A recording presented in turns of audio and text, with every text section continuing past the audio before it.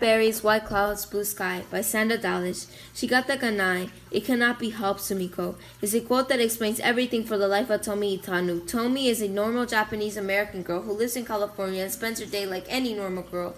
She goes to school, takes care of her siblings, she even takes care of her family's farm. But her life is about to change on one fateful day, the year of 1942. Tomi and her little brother Hiro headed after school to the candy shop in town. She then noticed that there is a new sign on the shop door. It read, "No Japs allowed." Tomi then grabbed her little brother and rushed to her house where her older brother Roy, father Sam/Pop, and mother Sumiko awaited her and her brother's return. Once they arrived home, they noticed strange men looking for her father. Pop then came out of the house to greet the strangers. They then interrogated Pop, asking if he was a spy for Japan. Pop then explained to the strangers that he was an American citizen, and so was his family. The strange men ignored Pop and arrested him for being Japanese to interrogate him. The family then tried to tell the man that they were American, but they chose to ignore them all. Once the men left, the family decided to leave. They began selling all their Japanese items and getting help by the Lawrence family, who were also their landlords. Once everything was gone, they took what was necessary, and the Lawrence family took them to camps where they held Japanese Americans.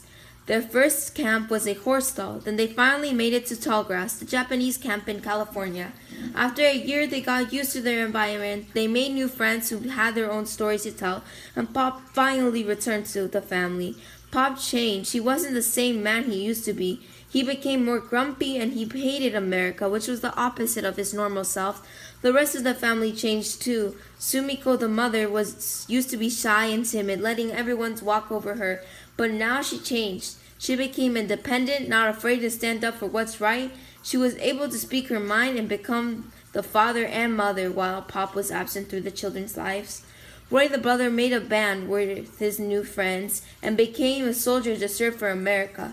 Pop was against it at first, but later in the story, he became proud of his son. Tomi made new friends, mended people's past, and helped people stay faithful to America. And lastly, Hiro, the youngest. He hasn't changed a bit. He was still the same young boy who kept his chin up through the worst. At the end of the story, there was a writing competition asking, "How am I American?" Tomi's teacher thought that entering Tomi into the contest under another school's name could give Tallgrass more faith in America.